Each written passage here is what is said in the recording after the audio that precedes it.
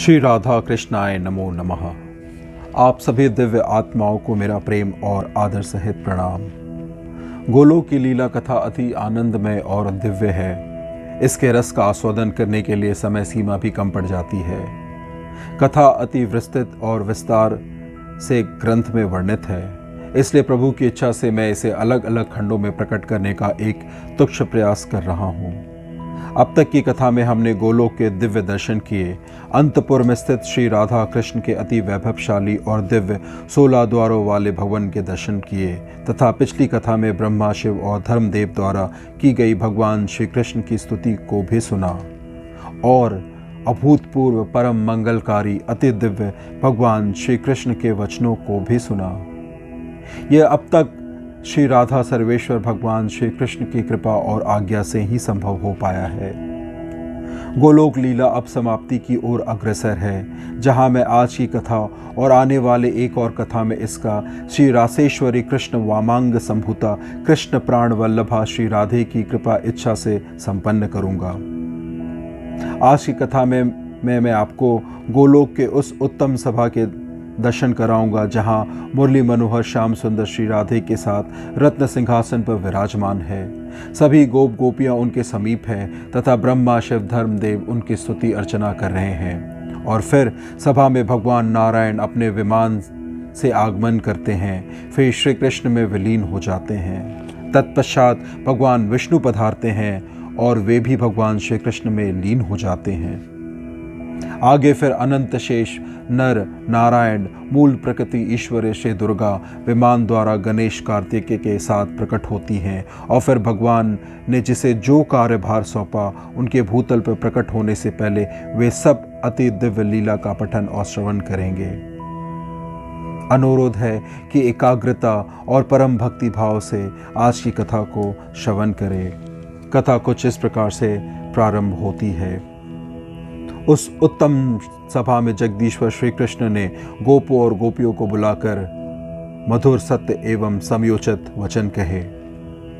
गोपों और गोपियों सुनो, तुम सब के सब नंदराय जी जो उत्कृष्ट ब्रज है वहां जाओ, उस ब्रज में अवतार ग्रहण करो। राधिके, तुम भी शीघ्र ही वृषभानु के घर पधारो। वृषभानु की प्यारी स्त्री बड़ी साध्वी है, उनका नाम कलावती है। वह सुबल की पुत्री हैं और लक्ष्मी के अंश से प्रकट हुई हैं। वास्तव में वे पितरों की मानसी कन्या है तथा नारियों में धन्य और मान्या समझी जाती है। पूर्व काल में दुर्वासा के शाप से उनका ब्रजमंडल में गोप के घर में जन्म हुआ है। तुम उन्हीं कलावती की पुत्री होकर जन्म ग्रहण करो। अब शीघ्र नंद व्रज में जाओ। कमलानने, मैं बालक रूप में वहां आकर तुम्हें प्राप्त करूंगा। राधे, तुम मुझे प्राणों से भी अधिक प्यारी हो और मैं भी तुम्हें प्राणों से भी बढ़कर प्यारा हूँ। हम दोनों में कुछ भी एक दूसरे से भिन्न नहीं है, हम सदैव एक ही रूप हैं। मुने, यह सुनकर श्री राधा प्रेम से विहल होकर वहां रो पड़ी और अपने नेत्र चकोरों द्वारा श्रीहरि के मुख चंद्र की सौंदर्य का सुधापान करने लगी। गोपों और गोपियों, तुम भूतल पर श्रेष्ठ गोपों के शुभ घर घर में जन्म लो। श्री कृष्ण की यह बात पूरी होते ही वहां सब लोगों ने देखा एक उत्तम रथ वहां आया। वह श्रेष्ठ मणियों के सारथ तथा हीरो के से विभूषित था। लाखों श्वेत चवर तथा दर्पण उसकी शोभा बढ़ा रहे थे। वह अग्निशुद्ध सूक्ष्म गेरुए वस्त्रों से सजाया गया था। श्रेष्ठ रत्नों के बने हुए सहस्त्रों कलश उसकी श्री वृद्धि कर रहे थे। परिजात पुष्पों के हारों से उस विमान को सुसज्जित किया गया था। सोने का बना हुआ वह सुंदर विमान अनुपम तेज पुंज में दिखाई देता था। उससे सैकड़ों सूर्यों के समान प्रकाश फैल रहा था तथा उस विमान पर बहुत से श्रेष्ठ पार्षद बैठे हुए थे। उस विमान में एक श्याम सुंदर कमनीय पुरुष दृष्टिगोचर हुए, जिनके चारों हाथों में शंख, चक्र, गदा और पद्म शोभा पा रहे थे। उन श्रेष्ठ पुरुष ने पीतांबर पहन रखा था। उनके मस्तक पर किरीट, कानों में कुंडल और वक्षस्थल में वनमाला शोभा दे रही थी। उनके श्री अंग चंदन, अगुरु, कस्तूरी तथा केसर के अंगराग से अलंकृत थे। 4 भुजाएं और मुस्कुराता हुआ मनोहर मुख देखने ही योग्य था। भक्तों पर अनुग्रह करने के लिए वे आकुल दिखाई देते थे। श्रेष्ठ मणि रत्नों के तत्व से बने हुए आभूषण उनके अंगों की शोभा बढ़ा रहे थे। उनके वाम भाग में सुरम्य शरीर वाली शुक्ल वर्णा मनोहरा ज्ञान रूपा एवं विद्या की अधिष्ठात्री देवी सरस्वती दिखाई दी, जिनके हाथों में वेणु, वीणा और पुस्तकें थी। वे भी भक्तों पर अनुग्रह करने के लिए कातर जान पड़ती थी। उन महानारायण के दाहिने भाग में शरत काल के चंद्रमा की सी प्रभा तथा तपाए हुए स्वर्ण की भांति कांति से प्रकाशमान परम मनोहरा और रमणीय देवी लक्ष्मी दृष्टिगोचर हुई, जिनके मुखारविंद पर मंद मुस्कान खेल रही थी। उनके सुंदर कपोल उत्तम रत्नमय कुंडलों से जगमगा रहे थे।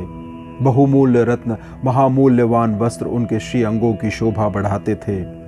अमूल्य रत्नों द्वारा निर्मित बाजूबंद और कंगन उनकी भुजाओं की श्रीवृद्धि कर रहे थे।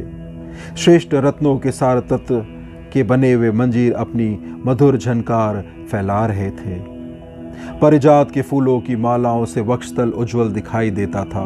उनकी वेणी प्रफुल्ल मालती की मालाओं से अलंकृत थी। सुंदरी रमा का मनोहर मुख शरत काल के चंद्रमा की प्रभा को छीने लेता था। उनके भाल देश में कस्तूरी बिंदी से युक्त सिंदूर का तिलक शोभा दे रहा था। शरत काल के प्रफुल्ल कमलों के समान नेत्रों में मनोहर काजल की रेखा शोभायमान थी। उनके हाथ में सहस्त्र दलों से युक्त लीला कमल सुशोभित होता था। वे अपनी ओर देखने वाले नारायण देव को तिरछे चितवन से निहार रही थी। पत्नियों और पार्षदों के साथ शीघ्र ही विमान से उतरकर वे नारायण देव गोप गोपियों से भरी हुई उस रमणीय सभा में जा पहुंचे। उन्हें देखते ही ब्रह्मा आदि देवता, गोप और गोपी सबके सब सानंद उठकर खड़े हो गए। सबके हाथ जुड़े हुए थे। देवर्षिगण साम वेदोक्त स्त्रोत द्वारा उनकी स्तुति करने लगे। उनकी स्तुति समाप्त होने पर नारायण देव आगे जाकर श्री कृष्ण विग्रह में विलीन हो गए। यह परम आश्चर्य की बात देखकर सबको बड़ा विस्मय हुआ। इसी समय वहां एक दूसरा सुवर्णमय रथ आ पहुंचा। उससे जगत का पालन करने वाले त्रिलोकीनाथ विष्णु स्वयं उतरकर उस सभा में आए। उनके 4 भुजाएं थी। वनमाला से विभूषित पीतांबरधारी संपूर्ण अलंकारों की शोभा से संपन्न तथा करोड़ों सूर्यों के समान प्रकाशमान श्रीमान विष्णु बड़े मनोहर दिखाई देते थे। वे मंद मंद मुस्कुरा रहे थे। उन्हें देखते ही सब लोग उठकर खड़े हो गए। सबने प्रणाम करके उनका स्तवन किया। तत्पश्चात वे भी वहीं श्री राधिका वल्लभ श्री कृष्ण के शरीर में विलीन हो गए। यह दूसरा महान आश्चर्य देखकर उन सबको बड़ा विस्मय हुआ। श्वेत द्वीप निवासी श्री विष्णु के श्री कृष्ण विग्रह में विलीन हो जाने के बाद वहां तुरंत शुद्ध स्फटिक मणि के समान गौर वर्ण वाले संकर्षण नामक पुरुष पधारे। वे बड़ी उतावली में थे। उनके सहस्त्र मस्तक थे तथा वे 100 सूर्यों के समान दीप्तमान हो रहे थे। उनको आया देख सबने उन विष्णु स्वरूप संकर्षण का स्तवन किया। नारद उन्होंने भी वहां आकर मस्तक झुकाकर राधिकेश्वर की स्तुति की तथा सहस्त्र मस्तकों द्वारा भक्ति भाव से उनको प्रणाम किया। तत्पश्चात धर्म के पुत्र स्वरूप हम दोनों भाई नर और नारायण वहां गए। मैं तो श्री कृष्ण के चरणारविंद में लीन हो गया, किंतु नर अर्जुन के रूप में दृष्टिगोचर हुआ। फिर ब्रह्मा, शिव, शेष और धर्म ये चारों वहां एक स्थान पर खड़े हो गए। इसी बीच में देवताओं ने वहां दूसरा उत्तम रथ देखा, जो सुवर्ण सार तत्व का बना हुआ था और नाना प्रकार के रत्न निर्मित उपकरणों से अलंकृत था। वह श्रेष्ठ मणियों के सार तत्व से संयुक्त अग्निशुद्ध दिव्य वस्त्र से सुसज्जित श्वेत चवर तथा दर्पणों से अलंकृत सदत्त सार निर्मित कलश समूह से विराजमान, परिजात पुष्पों की माला जाल से सुशोभित, सहस्त्र पहियों से युक्त, मन के समान तीव्रगामी और मनोहर था। ग्रीष्म ऋतु के मध्यकालिक मार्तंड की प्रभा को तिरस्कृत करने वाला वह श्रेष्ठ विमान मोती, माणिक्य और हीरो के समूह से उद्दीप्त था। उसमें विचित्र पुतलियों, पुष्प सरोवर और कानूनों से उसकी अद्भुत शोभा हो रही थी। मुने वह देवताओं और दानवों के रथ से भी अत्यंत विशाल था। भगवान शंकर की प्रसन्नता के लिए विश्वकर्मा ने यत्नपूर्वक उस दिव्य रथ का निर्माण किया था। वह 50 योजन ऊंचा और 4 योजन विस्तृत था। रतिशैया से युक्त सैकड़ों प्रसाद उसकी शोभा बढ़ाते थे। उस विमान में बैठी हुई मूल प्रकृति ईश्वरीय देवी दुर्गा को भी देवताओं ने देखा, जो रत्नमय अलंकारों से विभूषित थी और अपने दिव्य दीप्ति से तपाए हुए सुवर्ण के सरभाग की प्रभा का अपहरण कर रही थी। उन अनुपम तेज स्वरूपा देवी के सहस्त्र भुजाएं थी और उनमें भांति भांति के आयुध शोभा पा रहे थे। उनके प्रसन्न मुख पर मंद हास की छटा छा रही थी। वे भक्तों पर कृपा करने के लिए कातर दिखाई देती थी।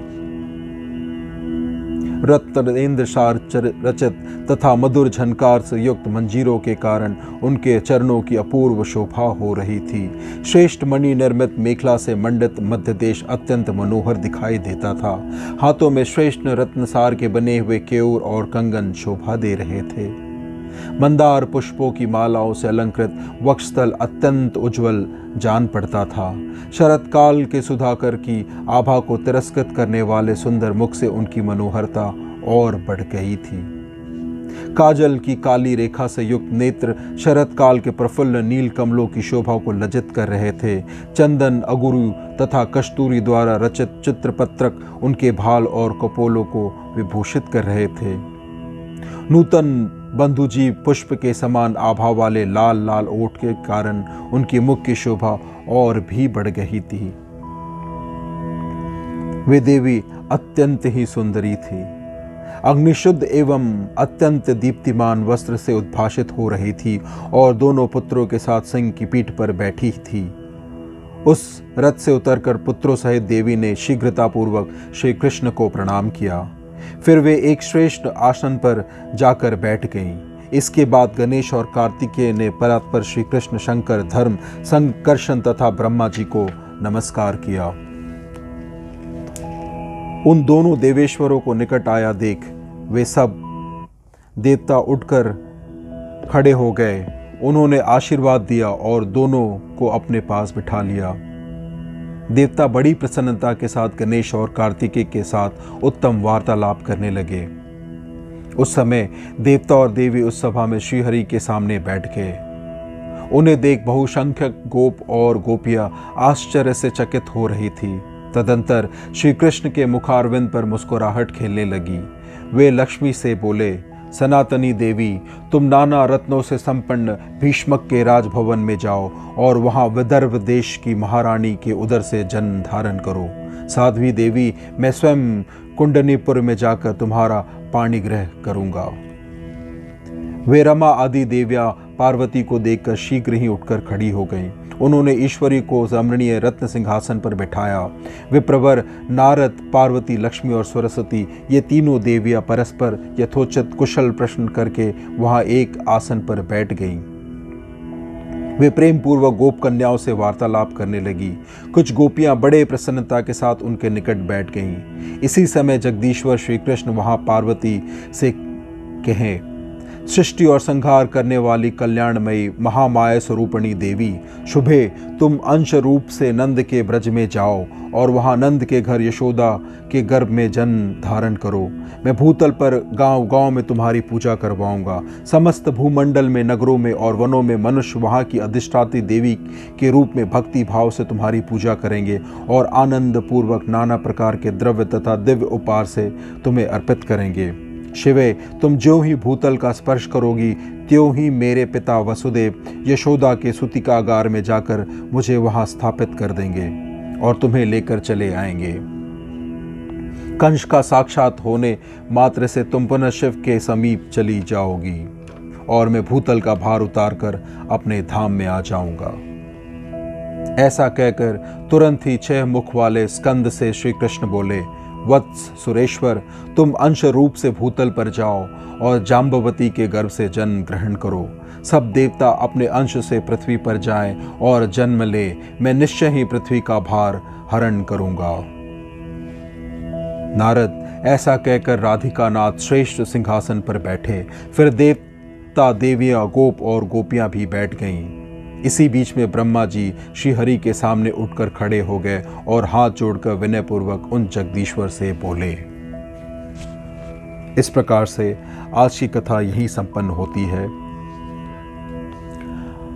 अगली कथा में मैं आपसे आगे के वृत्तांत को पढ़कर सुनाऊंगा, जिसमें हमें यह ज्ञात होगा कि भगवान किस तरह से सारे देवी देवताओं को, अपने पार्षदों को भूतल पर प्रकट होने के लिए उन्हें बताते हैं, और उनके सारे विस्तार का विश्लेषण भी हमें ज्ञान होगा। आज की कथा का श्रवण करने के लिए आपको कोटि कोटि नमन। श्री राधा कृष्णाय नमो नमः।